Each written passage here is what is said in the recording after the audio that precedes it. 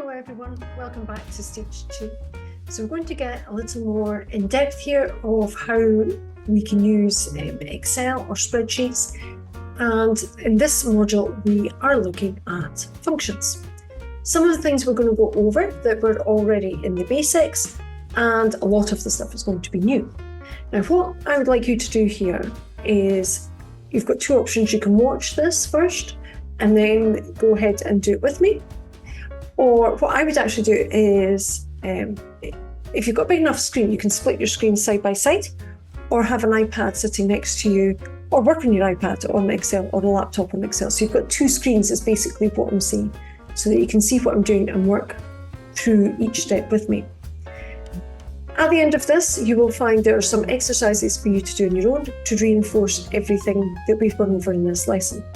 Now remember, using Excel is a skill, okay? The knowledge is what we're doing, why we're doing it, that type of thing, but the how to do it and to get it stuck into your brain, just like you can add and subtract on your brain, on any given day. You can speak in sentences, you might be lucky enough to speak in 2 or more languages. That is a skill. You have to practice it, okay? And the best way to practice it, think about when you started riding your bike, okay? It's very hard to remember when we started learning to talk and walk and all that stuff. But when you wanted to ride your bike, especially on 2 wheels, okay, it's quite scary to keep that bike stable, you were determined. And you practiced, you fell off, the bike fell, but you stood standing, all these things. You had somebody there helping you, they weren't there helping you the next second, you kind of like, hang on, what just happened? Okay, you were determined. You were going to do that. The determination came within you. And because you were determined, you practiced, and then you practiced, and then you practiced until a parent or an adult in your home said, right, enough dinner time, or until it got dark. Every single skill you learn, whether that's Excel, Word, accounting, mathematical issues, how to write a good essay, how to speak in public. It doesn't matter what the skill is, okay? How to pass an exam. If you practice and practice and practice, you can't help but get better. The more you practice, and even more importantly, the more frequently you practice, the quicker, obviously, you will succeed. You will become, what's the word I'm looking for? An expert, but I'm trying to think in Canada, what do we call it when we maximize? Mastery. There you go. We master the skill, okay? So the more you do it, the more frequently you practice, the quicker you will get to your goal. Also, the more confident that you will be. Anything you're not confident in, you just need to break things down into tiny little bite-sized pieces. You just need to chunk those challenges and then practice each of those steps, okay?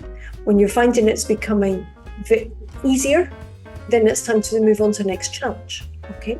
So I've put some exercises below. Have a go at them. You don't receive any feedback on this course because it's free. But remember, if you take any of my other courses, you can hand in your work and you will get feedback. Or you can ask questions going, I'm still stuck on this. What am I doing wrong? How am I not thinking about this correctly that I keep getting stuck at this point? And then I can help you, okay? So, I forgot to share my screen. That's helpful. Okay, so as you can see, I'm starting with a blank Excel sheet. If you are not there and you've got a template sitting up, if you go to File, and the first option you have is blank worksheet. Okay, I've already got one, so it doesn't matter. And I'm just going to make mine slightly bigger so it's easier for you to see. Now for this, I'm going to use 4 columns in total. I'm actually going to start in column B. And again, just to give myself a bit of space, like if you're writing on a good old-fashioned A4 sheet of paper that's lined, you have that space at the top. I like doing that in my worksheets as well. You don't have to. Okay, so first thing I'm going to have is month. The second thing I'm going to have is sales. 1 to 2, I'll be specific here. And then my sales revenue. Now you will see here that sales revenue, of course, doesn't fit. So I'm going to wrap that text and everything else. I wonder if I can get that underneath. No, it's not going to let me. Okay. And everything else moves down with it. Okay, I can, this is a great way to show you this. I can, of course, center these fields, these cells, but the other thing I can do is align it to the center. So everything feels like it's sitting balanced. Okay, and since it's my title, I will underline everything. Okay, I'll decide later if I want it centered in terms of sales revenue or if I want it aligned to one side or the other. Now, we're just going to start at the beginning of the year, January. And again, remember I said, if I click on January, that little green box at the side, Excel's very clever.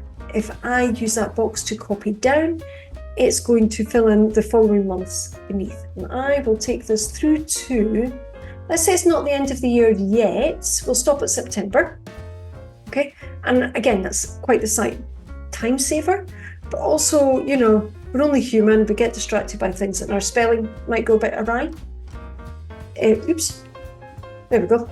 Our spelling is all done for us. So a good thing about Excel, I know in both Nat 5 and higher business management, we talk about financial technology or technology in the finance department, and you might be asked for benefits. A benefit of using a spreadsheet is that human errors are lessened, human errors are reduced. English language is in my head somewhere. Due to formulas and predictive text. There you go, that would get you a mark. Might even get you 2 marks in a good year. Okay, sales quantity. January tends to be a slow month. Let's just start with 49. February, this year was a 5-week month, so we'll keep that at 49. March, we'll start to see a sales increase, and we're quite happy with it. We'll go up to 68. April, things are just getting a little bit better. I don't know what our product is. We can make that up as we go on.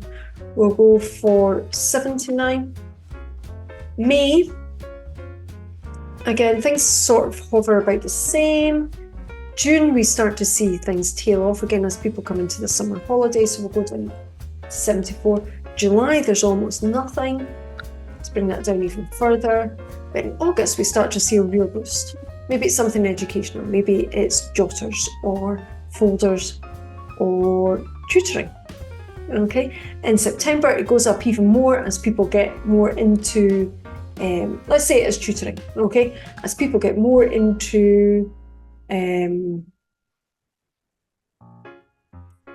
their courses and find out they need a little bit of help. So this is going to skyrocket here and we'll go up to 1020, okay. Now, sales revenue, we need a selling price. So for that reason, I am going to insert, actually I'll insert a couple of rows up here. So remember, I'm just highlighting the rows, right click and insert. And up here, I'm going to put selling price. And I will merge those cells in a second. And we'll see our selling price is, if it's per month, in actual fact, let's do a quick equation. I know the going rate at the minute for a good tutor is £49 an hour. So let's say you do an hour per week.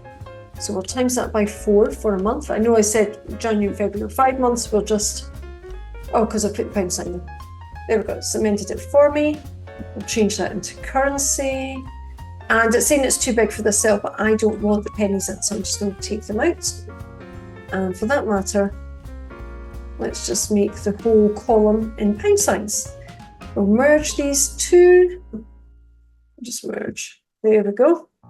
And I might even, let's put a border around this, just so it's separate from everything else. And we'll put a border around you guys. There.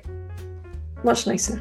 Okay, so now what I'm going to introduce to you here is something called absolute referencing.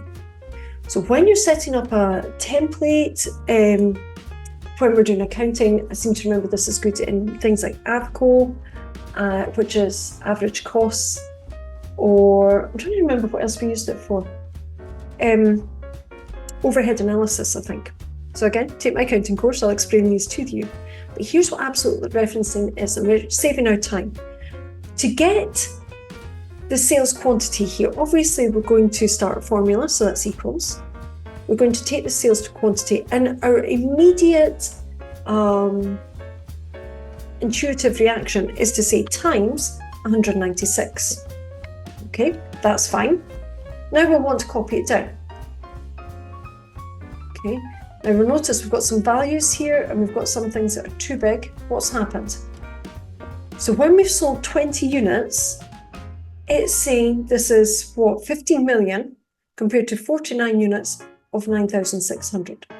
What it's actually done is taken the C11 that we want to do and multiplied it by D8. So it's multiplied it by this value here. What Excel is doing each time when we've copied, if you watch this, it's gone D2, D3, D4, D5. Okay, that's no good. We don't want that. And that's why we're getting a value here, because this will be D4. This is saying nothing because there's nothing in that cell. And we're trying to multiply it by text. And as you know, we can't multiply or add apples and oranges. That's what we're trying to do here. It doesn't work. So let's take that out. The next thing we could do is just say, okay, right, fine. We'll do this each and every time. Okay. And again, let's just, okay. So we could do that, but that's quite time consuming and laborious. And then things can go wrong because you're having to do the same thing over and over again. Much easier way, absolute cells. Okay, in fact, I'll take that up to the first one. So equals, starting the formula same as always, the 49 units multiplied by 196. So far, I haven't done anything different. I'm about to change that. I'm going to click up in my formula bar at the top. And what I want to do is say the cell that I want to stick, stay there. I want to use you every single time as this D2. I want C5 to change as I copy down, but D2 I want to stick. So to absolute reference that, in other words, stick, I'm going to put a dollar sign on either side. Dollar is shift and 4. Okay. And then press enter. Okay. And then we can copy down. And we should get much better figures, apart from September, which, remember, everything went fantastically well. And because I've copied down, I've lost that border at the bottom. So I'm just going to do this to make sure everything stays the same.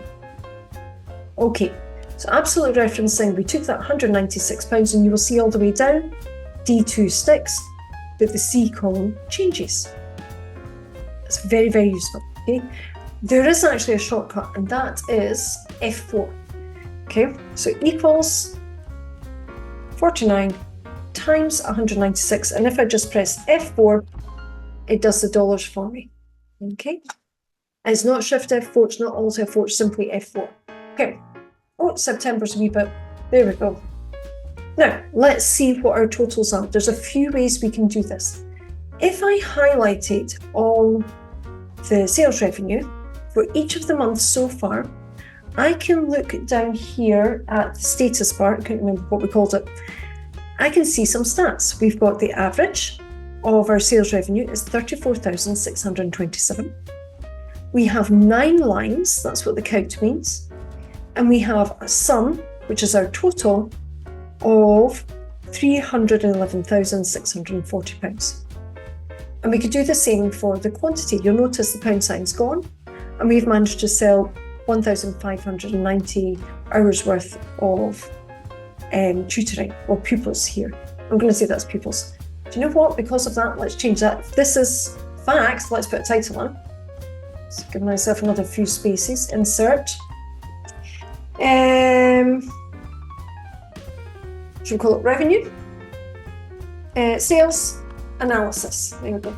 Analysis for year 1. Tutoring company. Now you can give that company a lovely name. I'm just being very bland and boring here. I just wanted, let's put bold. Let's merge everything. Shall I center it? I don't think so. I don't think that would look good. Centered, merge across, merge cells. And I'm going to change my color. And today, I think I'll go for the purple. Right, okay. But as soon as I click away, this is what I was going to say a second ago. If I highlight these, I can see the stats down here. Oh, and I wanted to change sales quantity, that was it. So rather than saying sales quantity, let's say quantity of students. And I need to wrap that. I'll be glad it didn't work before. There we go. Okay, down here, because I want to keep that number there, I'm going to type in total.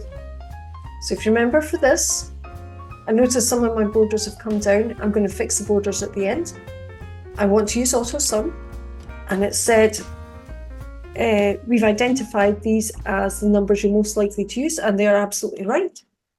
And from here, I can copy that across. Again, use the little green box to help you, and it will automatically total up these. The only thing it's not done is put it in pounds. There we go. So I'll just fix that there. Okay, good. That is excellent. What other information did we have down here that we might want to keep? Shall I start with the average or count? Let's do a count, okay? Now, remember the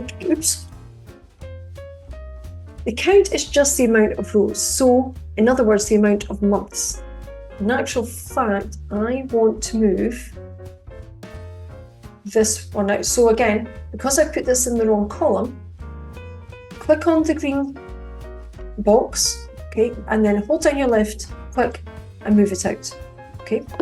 Now, there are two types of count. I'm actually going to start with this one. If I go up to auto sum and use the drop down menu, remember I'm not putting an equal sign here, I can say count numbers, and it's going to come up with the wrong information that's including, because I don't want the total in here. I just want the months that we're using, okay, so be careful of that, and press enter. So I have 9 rows. And this one, guess what, should be exactly the same. In fact, you know what? I can just scan that across and that will give me 9 as well. Now the months, if we try that, let's bring it back one. It's going to give me nothing.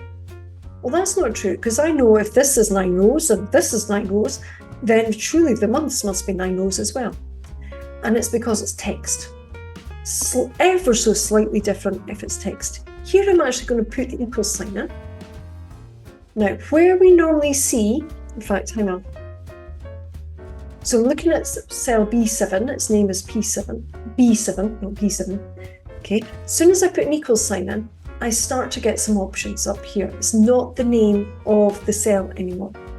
And I'm looking for CountA. CountA, you can think of like I'm counting the alphabet here. Okay.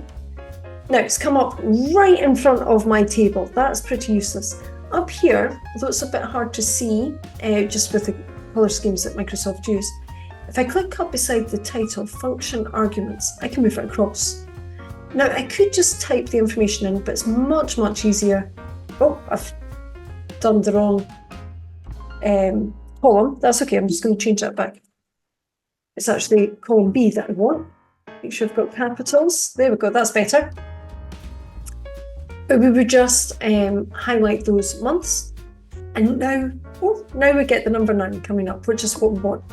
So when we're using numbers, we want to use count. By the way, we can see count up here as well as on this side. But when it's text, we want CountA. Okay, now I'm going to go back here and I'm going to put in, do you know what? I'm going to move total out as well, just to keep things nice and even. The next thing we saw down here, if I highlight everything, was the average, okay? And of course, the mathematical name for average is mean.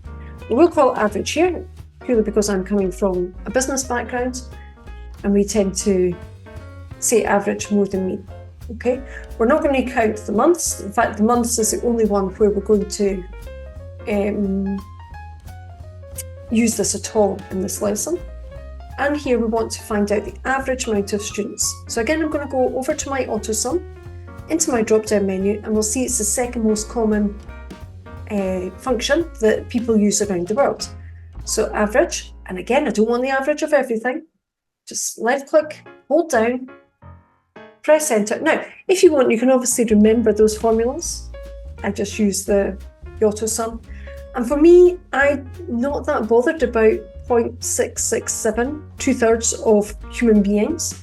So I'm going to reduce my decimal points to nothing. And notice it's rounded it up. For anyone who's a maths teacher out there, or a primary teacher out there, we know one of the issues when we're talking about, problem solving and how many buses will we need to carry kids on a school trip. That's a common one in our problem solving questions. And the kids will round down because it's underneath 0.5. And they're thinking about it, but they're not thinking logically, okay? The logic says, no, we can't round down the buses because we're going to leave 2 kids behind or whatever it might be. We always have to round up. The great thing about using a package like Excel is it takes that logic into account, and it will, sort of takes that logic into account. I'm actually above the 0.5. So it's going to round up for me, but it is one of those things you will want to think about here. Okay, and the average, I'm just going to keep that the same and slide it along. But I want it in currency, and I'm not bothered about my pennies. Do you know what? See, for the pounds, in actual fact, I am going to keep my pennies there because that is something that I might have. What is my average amount per month over the 9 months so far? I might want to include, hey, it's not always a round number when we're finding the average. So we're okay with that. But with people, I'd rather have round people than, body parts being sent my way. The next really easy things to do is minimum and maximum. Okay, so what's the minimum amount of people that I have per month? So again, up here, so no equals sign, up to AutoSum, find the word min, change my criteria, and press enter. So 20 is the smallest amount, as we can see here, that I've had per month. And again, I'm just going to leave it without the pound signs in format at the end to put my pound signs in. So that's the same, it's July. That's the minimum that I've had. Max should show September. So max, what's the maximum I received here in terms of people? Is 1020, which is September. And that should be 199. There we go. And again, I'll just wait another couple of rounds and then I'll put my pound signs in. Okay, what's the next thing I want to show you? So we've got the mean or the average. Right, we might want to know the median. Okay, if you're into stats, this is a useful one. So the median, if you remember, is the middle value. If you put everything in a list, what is right in the middle? Okay, so it's not the average. It's going to come up with a slightly different figure to my average amount, unless things get really freaky, okay? So here again, now, if I click on here, I can't see median. I could go to more functions, that's one option, or I'm actually going to go to formulas because I can find it faster that way. I've got financial, logical, maths. Stats is actually hidden in more functions, okay? This is a statistical formula. It's a statistical reporting strategy. So if we click, but I'm not even clicking, I'm hovering on stats, okay? And everything's done in alphabetical order. So here we can see count, we can see average. I'm looking for median. I was just double checking here. Okay. Now, let's check C17. No, C7. And again, I could just click all the way up to C15 and press OK.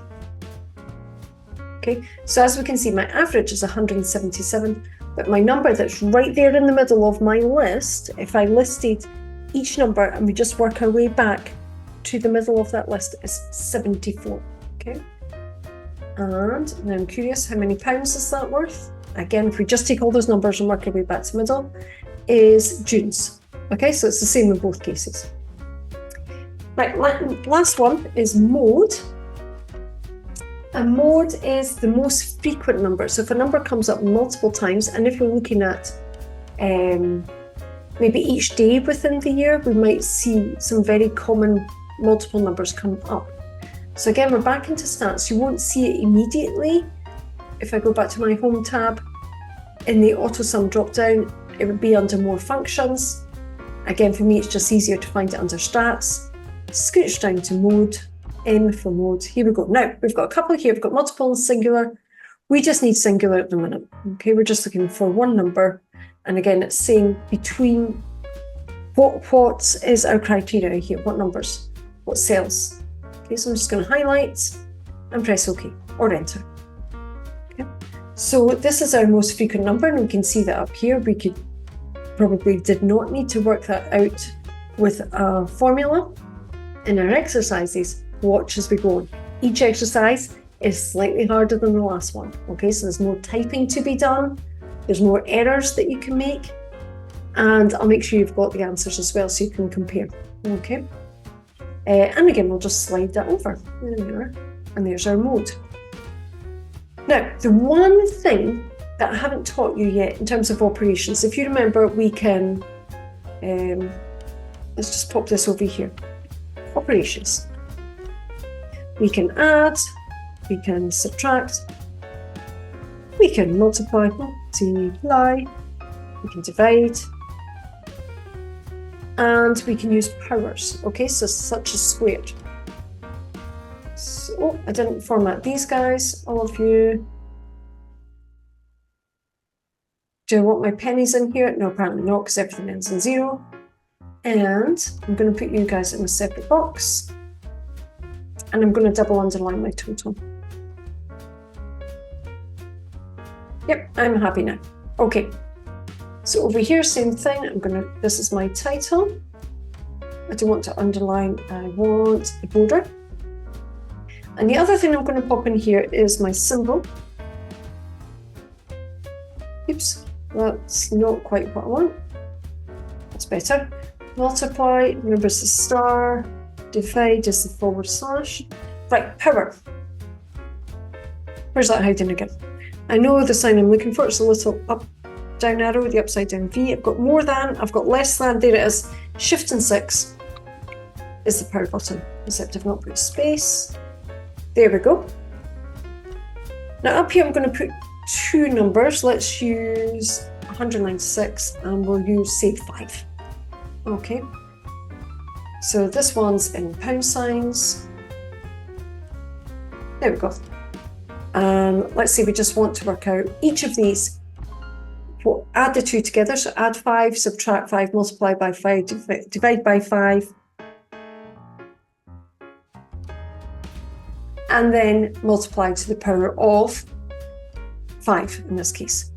So if we add, we're going to use our add sign. Okay. We get 200. Subtract, obviously we're going to get 190 here. Now, because I'm changing my function each time, my operation, each time, I can't copy down, I can't use the absolute cells. I'm having to do this individually. Multiply by 5, divide by 5, okay. And then to the power. Okay, so equals this, remember it's shift and 6. Okay, that's a nice number, massive number there, okay. And again, because I've used referencing my cells each time, I can change that 95 to something else. Let's change it down to 15. Okay, and notice it's kept everything in the pound signs for me. Or I could even make this 5. Okay, and I can maybe change that to 2. There we go. So then we've got squared down the bottom rather than to the power of 5. Okay, so I'm going to leave that here. You can make this into a much prettier table here if you wanted to. Have a play about with some of the formatting as well. I'm not going to give you a template this time. The next episode we will have, we'll actually look at tables. How can we make them more easy to read, prettier to look at? There's a couple of, we're going to use conditional formatting here. So we're going to make things stand out, some information that we need to stand out on those ones. Anything else I need to point out to you here or that we'll do next time? There was something else that's gone. No, that was really it actually. So we're looking at tables, how to make tables more useful to us. Okay, so I'll see you then.